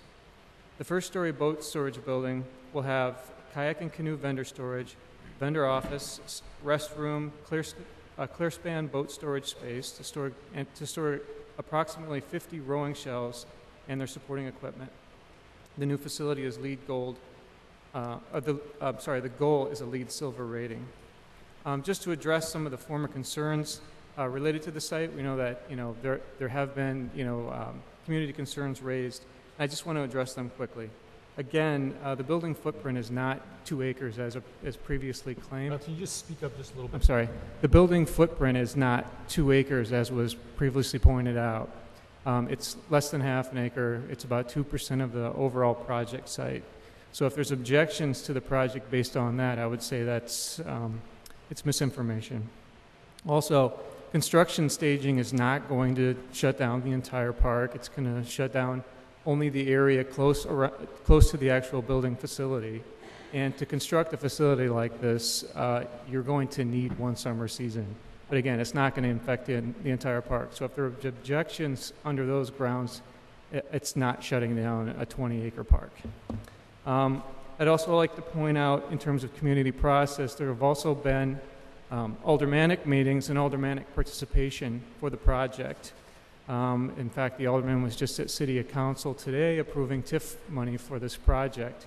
We have letters of support from him, from Alderman Pawar, from Friends of the Parks, Friends of the Chicago River, and most notably, the park is named for a fallen officer, Clark, and the family has given us an enthusiastic letter of support for the project. So the family for whom the park is named is in favor of this project as well. You know that this project has a regional outreach. It's, the US EPA is working with the City of Chicago to clean up the Chicago River, provide these 4 boathouse locations as access points to activate the entire river. And this is a very important location regionally for that. The Coast Guard's in favor of this location, has been working with us closely on river traffic and how the project will be run. And when it comes down to it, we're about kids. And you saw some of the kids that were up at the podium today. This facility will be reaching out to 20-plus elementary schools, over 30 high schools, kids from throughout the region, or from out the city. And this particular location with LPJ and their history with kids in Chicago, especially for young girls in the sport of crew, they're a scholarship factory. I mean, they're turning out kids, providing opportunities for kids to get to colleges that they otherwise would have not had an opportunity to get to. So we know, after speaking with so many community groups, so many interested users, this is going to be a fantastic project for this location. If I may ask you one question before we open up to the board for comment too. We've been given a a very tight timeline and a mandate from the mayor on this project. What do you estimate are groundbreaking, and when do we think will be complete? We'd like to issue a notice to proceed for construction within a week of approval of this matter, and then start construction right away and be finished spring of next year. So we'll be working all summer, all through the winter. We hope to have the shell up before bad weather, and then we can work on interiors for a spring opening. Rob, this is there are 3 responsible bidders. This is the lowest of the 3 by over $1 million. Yes. Based on their history, do you feel, absent any unforeseen circumstances, that they can come in and complete the project close to this budget? Yes.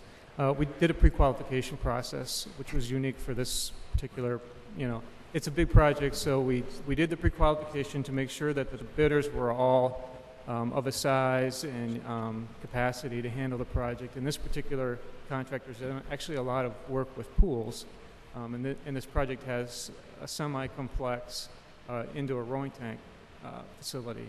And so we had a lot of discussions about that, about how they priced the project. So because it was an RFP to a pre-qualified pool, we got to discuss their proposal prior to recommendation. Thank you. Rob, there's been some discussion in people in the park presentations and otherwise that there was no public discussion of the boathouse or the project. Can you comment on that? There has been public discussion. We were out pretty early, and that might be part of the problem. When we first started this project, that we were looking at a smaller canoe kayak venue. And then through the discussions with user groups, community groups, and looking at the river as a whole, as a system, and where the rowing clubs operate from, it became obvious that this was the right location for this building. In terms of demographics, this park is not like a small neighborhood park. The density of children that you would necessarily build, let's say, a playground for aren't within walking distance of this park. It really is set up for active uses, for like for soccer, for the baseball stadium that would be coming in, for a rowing center like this. So, in terms of community process, again, the alderman's been involved and representing the community. And he's been in support of this, and again, was at City Council today, bringing TIF dollars to the project. Thank you. Rob, good buildings occur when there's a good architect, a good client, and that there is a well-defined program that drives the design of the building. Mm-hmm. We've heard, criticism of the size of this building. Well, what's the program for this building that drove the size? We wanted to supply enough. Please, I'm sorry. We were concerned about supplying enough storage space for the boats. Obviously, there's a lot of rowing sculls and a lot of teams that are interested in being in the building. So that determined the size of the boat storage area. I think I'm getting a little feedback.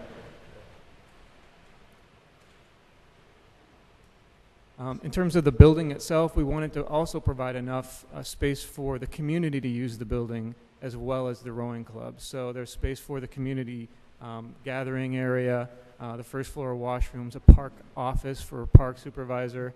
So the program was developed with the input from the rowing clubs as well as community needs as a community center.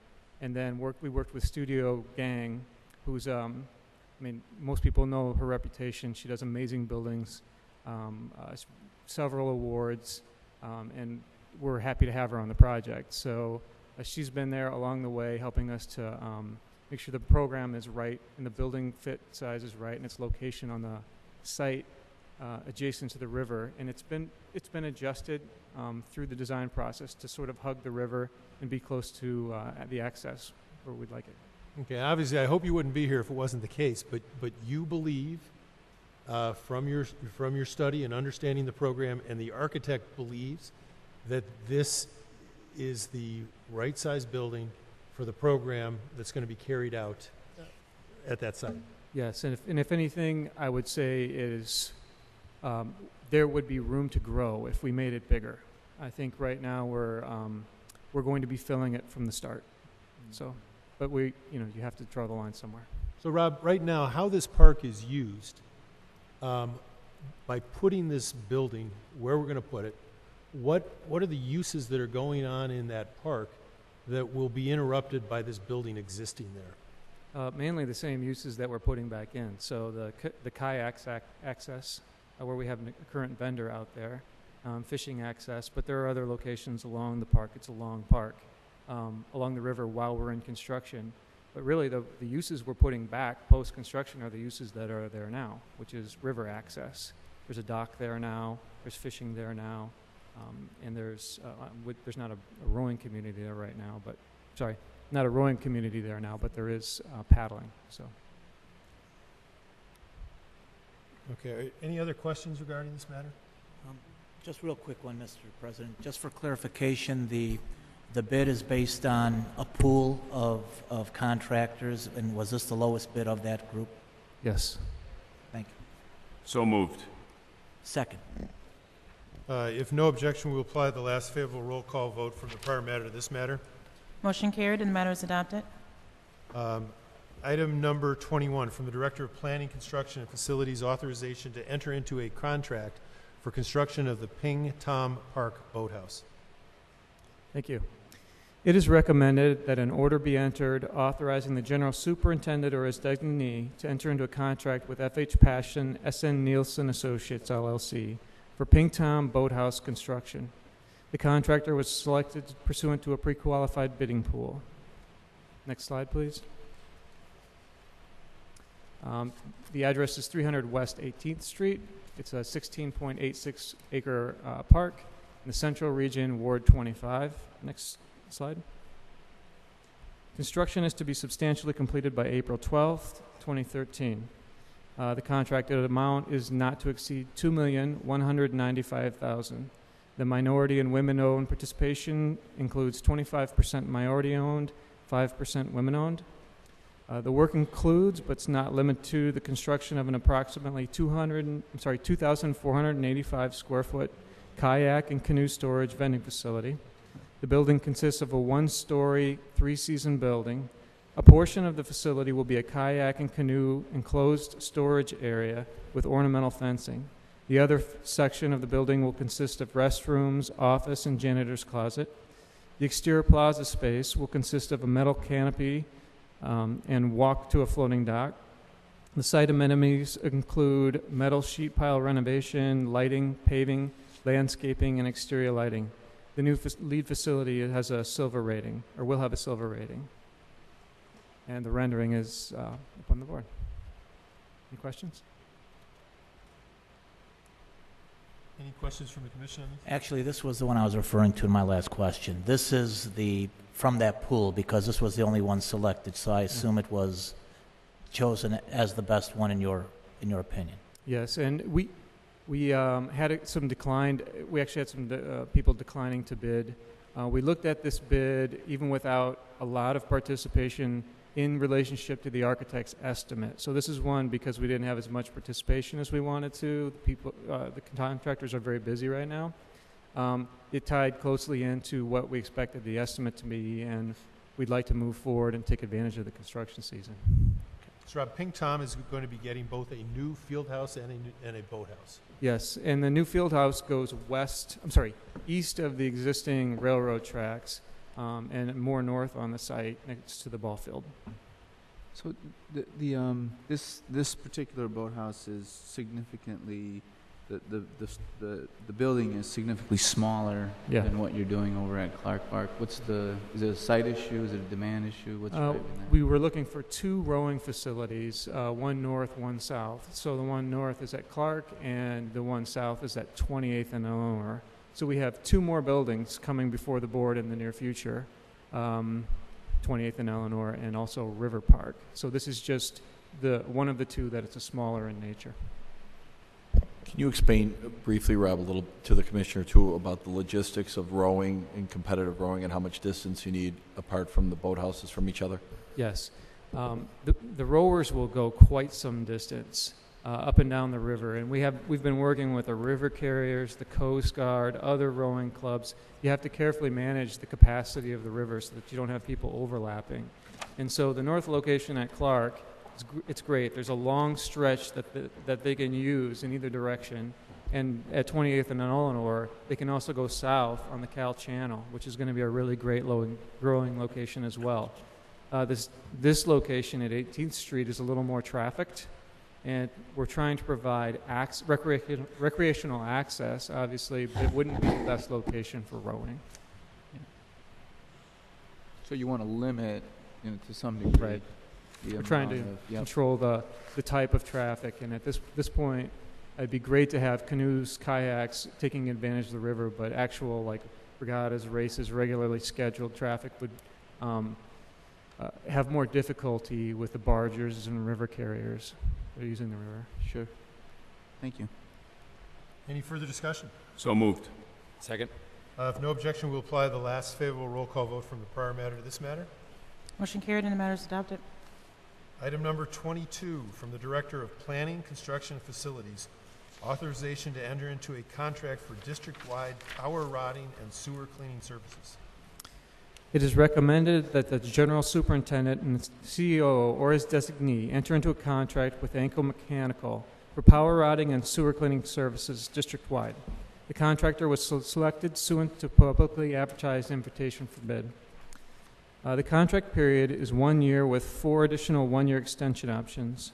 The amount of services provided each year will depend on requirements and shall not exceed the budget appropriations for operational expenses for the applicable year. The scope of services is to provide routine and or emergency power routing and sewer cleaning services district-wide on an as-needed basis. The minority and women-owned participation include 25% minority-owned and 5% women-owned. 3 bids were received. 2 of the bids are tied for low bid. And the tiebreaker for the low bid was one of the company's anchors is located within the city of Chicago, and according to our code, that's a criteria that we should be paying attention to in selection. So moved. Second. If no objection, we'll apply the last favorable roll call vote from the prior matter to this matter. Motion carried and the matter is adopted. Item number 23 from the Director of Planning, Construction, and Facilities. Authorization to enter Task Order 4, project approval under the Energy Savings Performance Contracting Services Program for improvements to Lincoln Park Conservatory, Calumet, and Man Park Fieldhouses. Rob Raymond. Thank you. The Park District has entered into master agreements for guaranteed energy savings contracts with 3 selected ESCOs, or energy service companies. Under the Conservation Act, the Park District may undertake energy savings measures if such improvements generate sufficient savings over 10 years to pay for the full cost of the proposed project. Competitive proposals were solicited from Amoresco, Johnson Controls, and Siemens for the Lincoln Park Conservatory, Man Park Fieldhouse, and Calumet Park Fieldhouse. The proposed design solutions, anticipated energy savings, and prices were carefully reviewed, and Amoresco's proposal was found to be the most advantageous to the Park District. Amoresco Incorporated has performed an investment-grade energy audit for 3 of the facilities to ascertain all possible energy-saving measures and has recommended energy savings measures in compliance with the Conservation Act. It's recommended that the Board of Commissioners adopt the enclosed ordinance and award Task Order Number 4 in the amount of $3,178,000 to Amoresco Incorporated. There is 26.96% minority-owned participation and 11.01% women-owned participation. The scope of the project focuses on replacement of the existing mechanical systems that provide heating, ventilation, and air conditioning. And just as an update, next slide, please. Oh, one more. It's a little difficult to read this map, but just as an update, we've completed 47 locations to date. And this task order will take us up to 50 buildings. It's been a major push, close to $30 million worth of energy retrofits. And I'd like to acknowledge Ellen Sargent, the project manager for this job. She's been working very closely with a lot of staff throughout the entire district, making sure these projects are done on time and with minimal impact to the public. And Rob, just in prior meetings, we've asked for an annual review of the energy programs and the real savings that we're getting on an annual basis, because we're marking this off a 10-year projection. Right. And so just for the commissioners, we know we're trying to get an annual report Yeah. from you as to how we're actually doing. I know, we're anxiously waiting the first report. We got final acceptance on so many of these projects post punch list items. So we'll be getting our first real reports this fall that go through an entire season, and it's been strange weather. So it's going to be difficult to sort of compare given the weather, but we can try to index that and understand what that means by calculating in the different temperatures.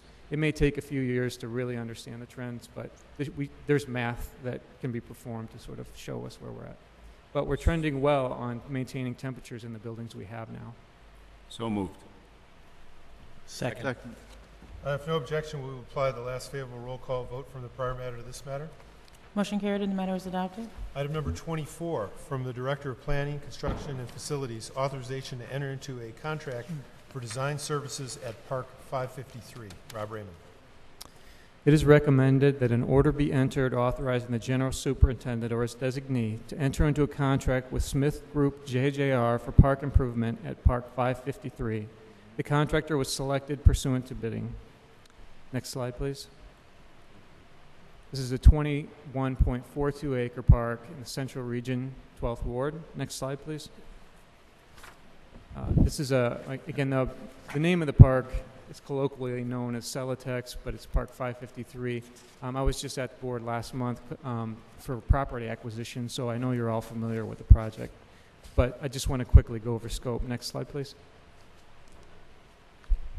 So just as a reminder, again, this is the complex built up on a currently capped site where we'll have several athletic fields, both soccer, football, baseball, natural areas, concession, bathroom buildings, etc. The contracted amount is not to exceed, for design, $600,000. It's 25% minority, 5% women-owned participation. And just for brevity, I'll stop there if there's any questions. And the cap lasts for how many years again? In perpetuity. So, again, the former owner, Honeywell, is responsible for maintaining the cap. All right. So moved. Rob, I have one quick question. I know there was a group here that had spoken about their participation. Has that continued in terms of community participation with the design? How's Yes. that contemplated with? Yeah, so we're going to continue to work with former groups through design. So as we form this up and go through designing to budget, we'll stay closely involved with the community that's been with us so far. Great, thanks.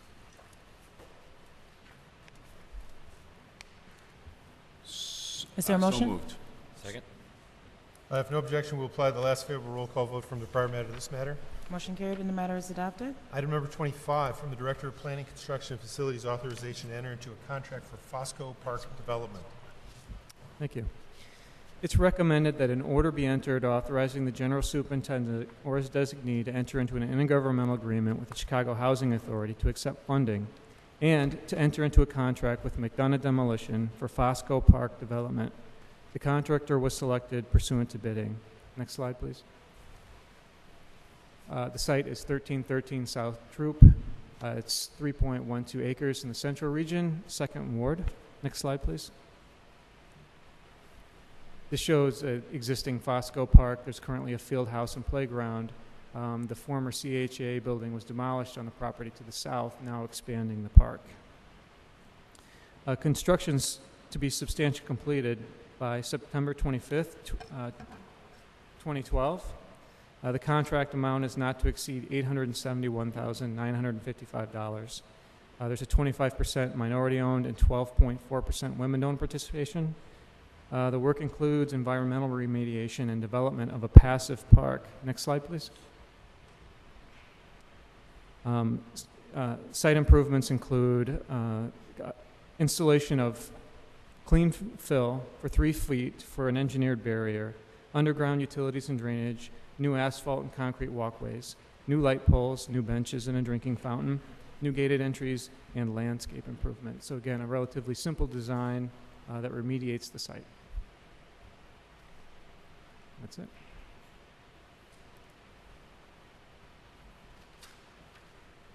That it? Motion? Yes. So moved. Second. If no objection, we'll apply the last favorable roll call vote from the prior matter to this matter. Motion carried and the matter is adopted. That concludes the annual meeting. Is there a motion to adjourn? So moved. All those in favor of the motion signify by saying aye. Aye. The annual meeting is now adjourned.